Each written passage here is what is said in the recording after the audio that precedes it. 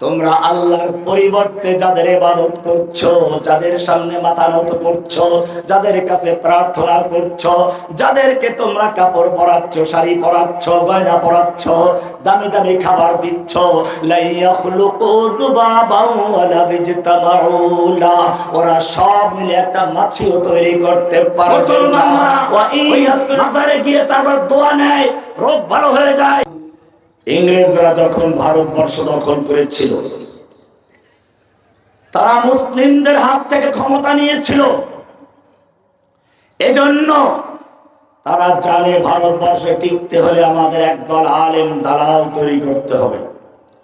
গোলাম আহমদ কাদিয়ানী সে প্রথমে নবুয়ত দাবি করে নাই, প্রথমে সুফি, এরপরে মুজাদ্দিদ, এরপরে ছায়ানবী, সর্বশেষ গিয়ে সে পূর্ণাঙ্গ নবী দাবি করেছে।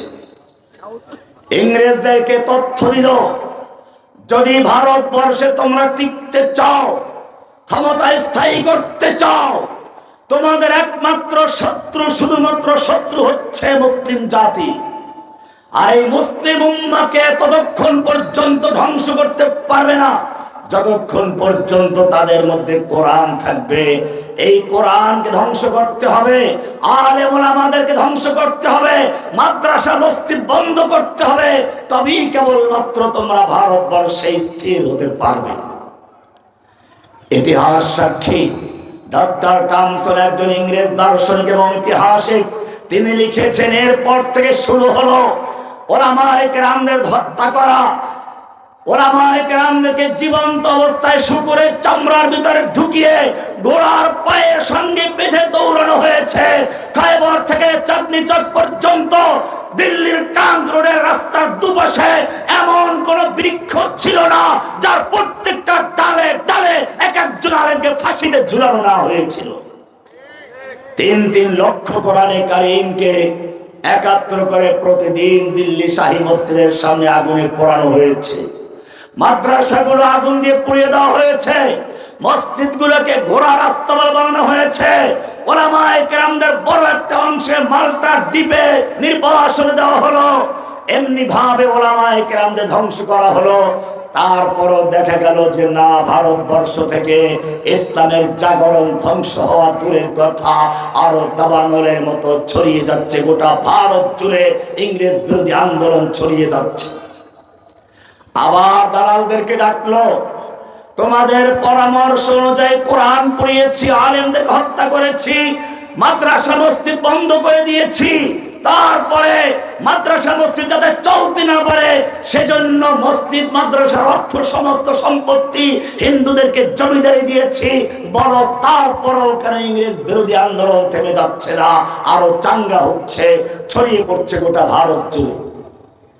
এবারে দালালরা বিভিন্ন ছোট ছোট মাদ্রাসা মক্তব থেকে বাচ্চাদেরকে নিয়ে হাজির করলো, ইংরেজদের সামনে বলল, দেখো তোমরা যে মাদ্রাসা মসজিদ পুড়িয়েছ, ইটের আর কাঠের মাদ্রাসা পুড়িয়েছ, তোমরা যে আলেমদের হত্যা করেছ, একদল প্রবীণ আলেমদের হত্যা করেছ, তোমরা যেই ঘোড়া মসজিদগুলো জ্বালিয়ে দিয়েছ, এগুলো ইটের মসজিদগুলো জ্বালিয়েছ, জেনে রাখো এই ছোট ছোট বাচ্চাদের প্রত্যেকটা বাচ্চার কলমের ভিতরে গোটা 30 পারা কোরআন সংরক্ষিত আছে।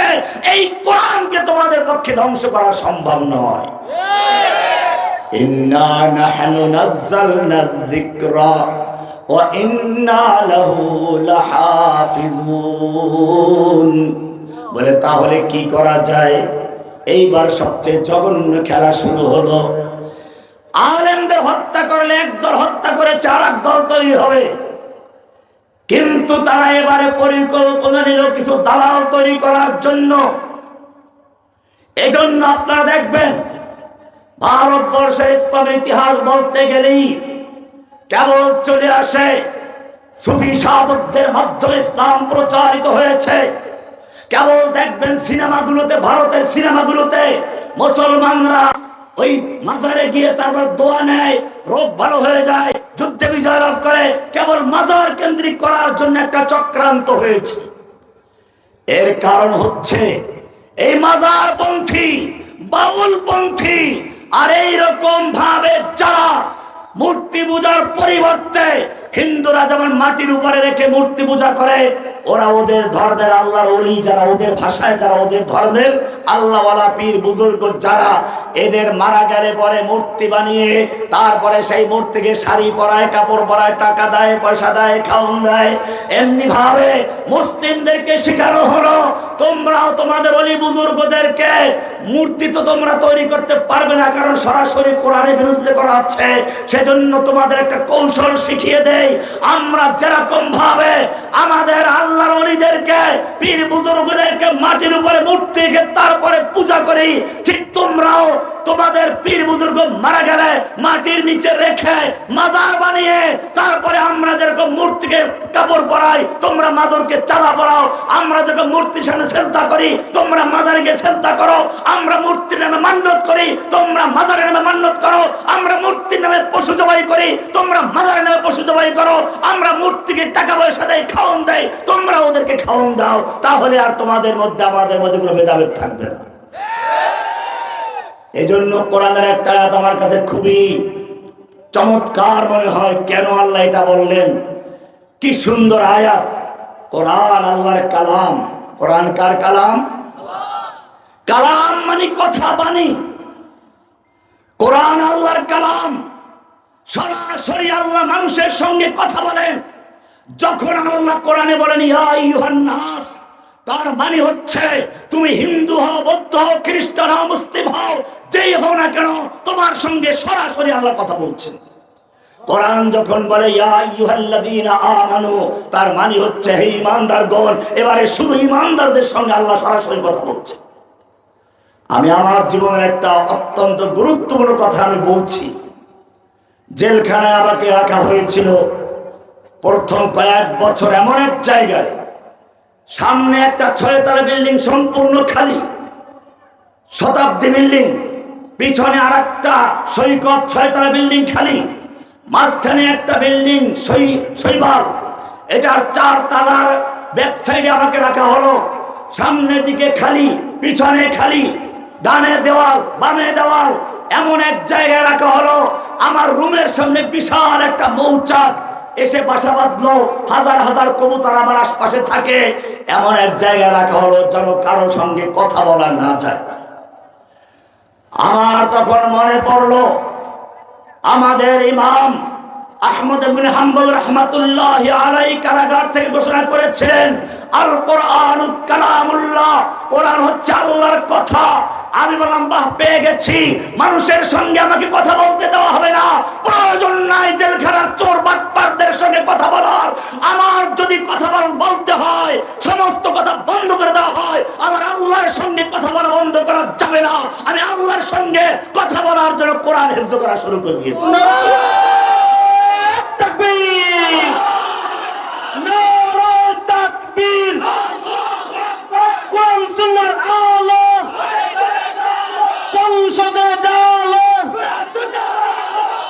স্লোগান দিয়ে সময় নষ্ট করার দরকার নেই, জরুরি কথা আছে, কথা শেষ করে আমরা বরিশাল যেতে হবে রাত্রি। কোরআন আল্লাহর কালাম। আমি বলছিলাম একটা আয়াত অত্যন্ত মনে পড়েছে, গুরুত্বপূর্ণ আয়াত। আল্লাহ বলছেন ইয়া আইয়ুহান নাস। নাস বললে একটু আগে বলেছি সমস্ত মানুষকে আল্লাহ তাআলা খিতাব করছেন, সম্বোধন করছেন।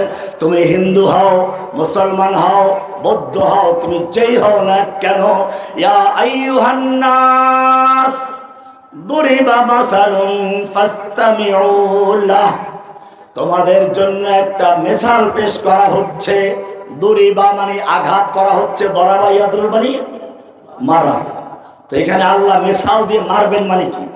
দুরিবা মাসালান, একটা দৃষ্টান্তের আঘাত করা হচ্ছে, উপমার আঘাত করা হচ্ছে, কলমে ধাক্কা মারা হচ্ছে। ভালো করে বুঝো কি সেইটা। ইন্নাল্লাযীনা তাদউনা মিন দুনিল্লাহ, তোমরা আল্লাহর পরিবর্তে যাদের ইবাদত করছো, যাদের নামে সিজদা করছো, যাদের নামে মান্নত করছো, যাদের কাছে প্রার্থনা করছো, যাদের নামে পশু জবাই করছো, যাদেরকে শাড়ি পরাচ্ছ, যাদেরকে খাবার দিচ্ছ, চাই মাটির উপরে রেখে করো আর মাটির নিচে রেখে করো, তুমি মুসলমান দাবি করো আর হিন্দু দাবি করো আর বৌদ্ধ দাবি করো, ভালো করে শুনো, ইন্নাল্লাযীনা তাদউনা মিন দুনিল্লাহ, তোমরা আল্লাহর পরিবর্তে যাদের ইবাদত করছো, লা ইয়াখলুকু যুবাবান ওয়ালা বিজতামাউলা, ওরা সব মিলে মাটির উপরেরটা হোক নিচেরটা হোক সব মিলে একটা মাছিও তৈরি করতে পারবে না। মাছির কথা কেন বলবো এইখানে বুঝে আসে নাই, একটু সামনে গেলে বুঝে আসবে। কারণ হচ্ছে এই, ওই মাজারে যেই টাকা পয়সা দেওয়া হচ্ছে, কোন ল্যাংড়া লুলা গরিব দুঃখী মানুষ ওখান থেকে এক থাবা টাকা নিলে ওখানের মাজারের লোকেরা পিটাবে তাকে। মূর্তির সামনে খাবার দেওয়া আছে, কোন ক্ষুধার্ত লোক সেই খাবার খেতে গেলে লাঠিয়াল বাহিনী তাকে ফিরাবে। এ কারণে আল্লাহ রাব্বুল আলামিন এমন একটা উদাহরণ দিয়েছেন, যেই লোক যেই জিনিসটা ওখান থেকে খাবার চুরি করলে, খাবার ছিনতাই করে নিলে, ওদের সামনে থেকে নিলে পরে ওদেরও ফিরাবার ক্ষমতা নাই, ওদের দাগদেবেরও ফিরাবার ক্ষমতা নাই। সেই জিনিসটা কি? আল্লাহ বলছেন, দরিবা মাসালুম ফাসতামিউ লাহ ইন্নাল্লাযীনা তাদউনা মিন দুনিল্লাহ, তোমরা আল্লাহর পরিবর্তে যাদের ইবাদত করছো, যাদের সামনে মাথা নত করছো, যাদের কাছে প্রার্থনা করছো, যাদেরকে তোমরা কাপড় পরাচ্ছ, শাড়ি পরাচ্ছ, গয়না পরাচ্ছ, দামি দামি খাবার দিচ্ছ, লা ইয়াখলুকু যুবাবান ওয়ালা বিজতামাউলা, ওরা সব মিলে একটা মাছিও তৈরি করতে পারবেন না। ওয়া ইয়াসলুবুহুমুয যুবাবু শাইআ, মাছি তৈরি করা তো দূরের কথা, ওদের সামনে যে মূল্যবান খাবার আছে ওখান থেকে যদি ওদের সামনে দিয়ে কোনো একটা মাছি কোনো খাবার ছিনতাই করে নিয়ে যায়, ওই মূর্তি পূজকদেরও ক্ষমতা নাই সেই খাবার রক্ষা করা, আর মূর্তিরও খবর নাই, মূর্তিরও ক্ষমতা নাই, মূর্তি পূজকদের ক্ষমতা নাই। এই যে পূজারি আর যার পূজা করাচ্ছে সবগুলো কতই না দুর্বল। উদাহরণ দিলেন কি দিয়ে? মাছি দিয়ে।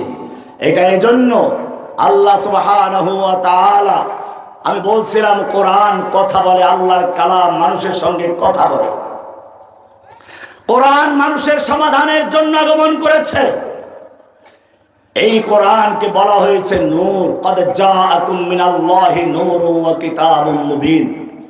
আদম আলাইহিস সালামকে যখন দুনিয়ায় নামিয়ে দেওয়া হচ্ছিল, সঙ্গে তার স্ত্রীও আছে, আর তাদের মাধ্যমে কিয়ামত পর্যন্ত যে সন্তানরা আসবে তারাও তো আছে, সঙ্গে ইবলিসকেও নামিয়ে দেওয়া হচ্ছে। আদম আলাইহিস সালাম যখন জানতে পারলেন যে তার সঙ্গে ইবলিসও যাচ্ছে, চিন্তায় পড়ে গেলেন যে ইবলিস শয়তান আমাকে ধোঁকা দিল, প্রতারণা করলো, মিথ্যা কসম করে আমাকে বিভ্রান্ত করলো, সেই ইবলিস আমার সঙ্গে আবার দুনিয়াতে যাচ্ছে, ও তো আমার সন্তানদেরকেও গোমরাহ করবে, পথভ্রষ্ট করবে, মিথ্যা হলফ করবে, তাহলে আমার সন্তান বাঁচবে কি করে? আরো গজব হলো এই, আরো দুশ্চিন্তার কারণ হলো এই, আমার সন্তানের বয়স হবে 60, 70, 80, 90 বছর, আর ওই শয়তানের বয়স হবে কিয়ামত পর্যন্ত। আমার সন্তান যখনই একটু শয়তানের চালাকি আর বিভ্রান্তি ধোঁকাবাজির কৌশল উপলব্ধি করে অভিজ্ঞতা অর্জন করবে, তখন তার মৃত্যুর সময় ঘনিয়ে আসবে। পক্ষান্তরে ইবলিস তার সারা জীবনের জমানো কলা কৌশল সবগুলো একটা না হয় আরেকটা কাজে লাগিয়ে আমার সন্তানদেরকে ধোঁকা দিয়ে জাহান্নামী বানাবে। আদম আলাইহিস সালাম এই চিন্তা করছেন মনে মনে। আল্লাহ সুবহানাহু ওয়া তাআলা সঙ্গে সঙ্গে আদমকে জানিয়ে দিলেন, ও আদম কুল্লা হাবিতু মিনহা জামিআ, আদম তুমি এবং তোমার স্ত্রী এবং তোমাদের মাধ্যমে যত সন্তান আসবে সব নেমে যাও, কোনো চিন্তার কারণ নেই। ফাইম্মা ইয়াতিয়ান্নাকুম মিন্নি হুদান, আমার পক্ষ থেকে তোমাদের কাছে হুদান যাবে, হেদায়েতের বাণী যাবে, আমার সংবিধান যাবে, নীতিমালা যাবে, আমার পক্ষ থেকে আলো যাবে। ফামান তাবিআ হুদায়া, যে ব্যক্তি আমার সেই হেদায়েত নামাকে, আমার সংবিধানকে অনুসরণ করে চলবে, যেই সমাজ, যেই ব্যক্তি, যেই রাষ্ট্র, ফালা খাউফুন আলাইহিম ওয়ালা হুম ইয়াহজানুন, তাদের কোনো ভয় নেই, তাদের কোনো চিন্তা নেই, তাদের সাহায্যকারী আমি আল্লাহ।